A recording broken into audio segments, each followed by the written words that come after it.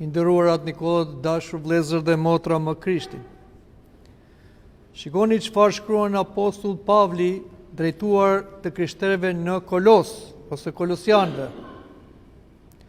Vështroni se mos ju gënjej donjë me anë të filozofisë e të mashtrimit të kotë, sipas traditave të njerëzve, sipas elementeve të botës dhe jo sipas Krishtit. Sa aktuale janë këto fjalë sot? Për të krishterët flasim, të cilët fatkeqësisht janë njësuar me botën dhe i ka kapur fryma e turmës, bestytnit, idhujtarit, dhe mendojnë se duke ndezur pikëshe zjarre, duke ngrënë sheg, duke ngrënë rrush, duke bërë këmbë të djathën, do të vi e mbara për vitin. O marzi, si kemi rënë kaq poshtë dhe mendojmë se kështu vjen e mira, pa Perëndin.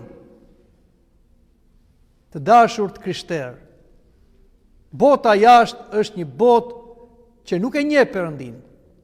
Është një botë që ecën pa logjik, në instinkt. Por ne jemi bi të Perëndisë. Jemi bi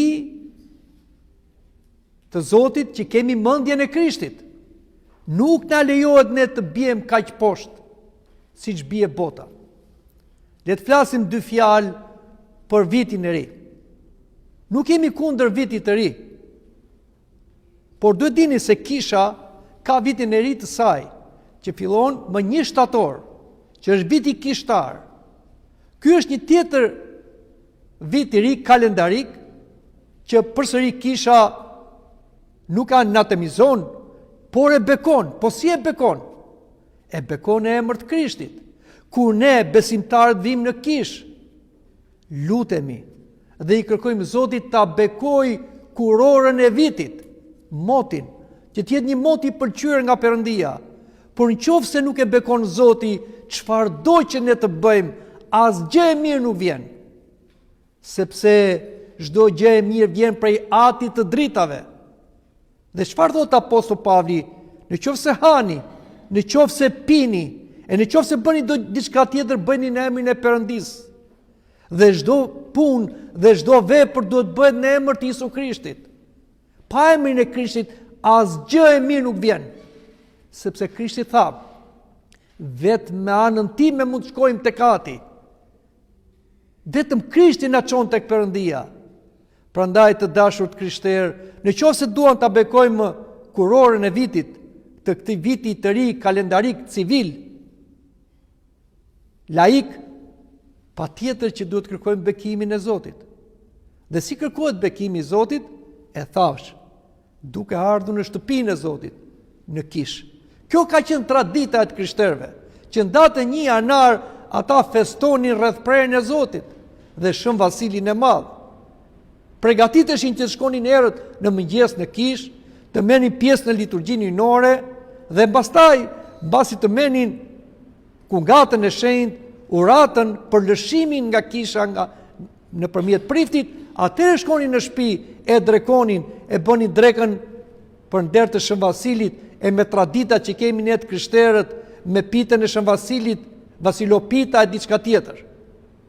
Por çfarë krishteri je ti kur thjesht mendon se të erdhi mbarësia duke bërë disa veprime bestyte dhe flegjum dhe nuk veten Kish, se i lodhur se ke gdhir gjithë natën?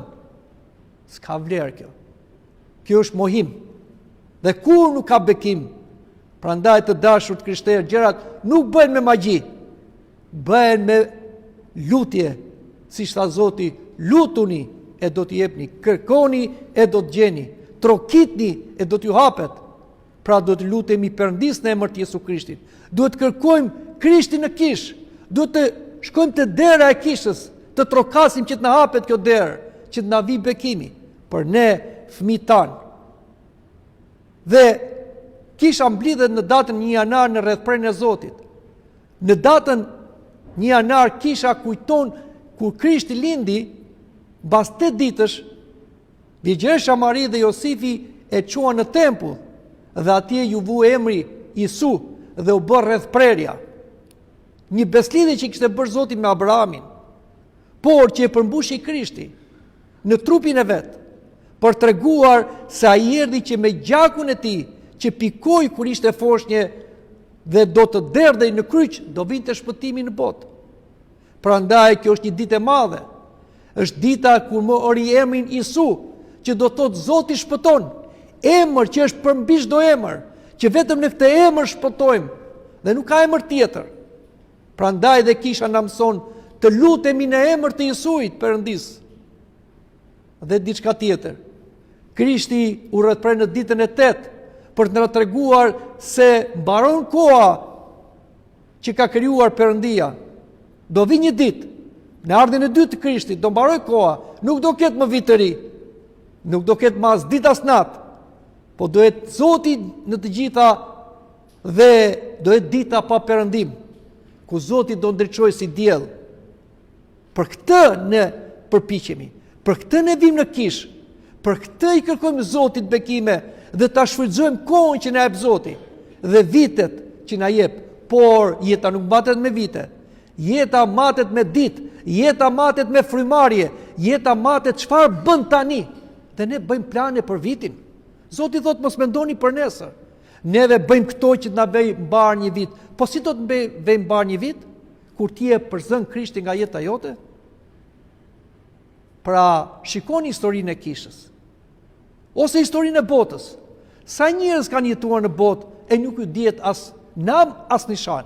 Por ata që kanë besuar te Krishti, kanë jetuar porositë e Krishtit, kanë pasur vdekjet krishterë, ata kujtohen për jetë.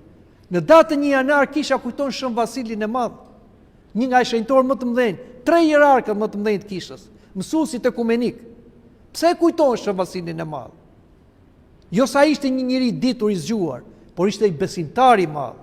Dhe gjithçka që kishte, pasuri mendore, shpirtërore, trupore, materiale ja përkushtoi Zotit, ja përkushtoi kishës. Edhe u bë një at i madh, mësues i madh, peshkop, kryeprift i madh.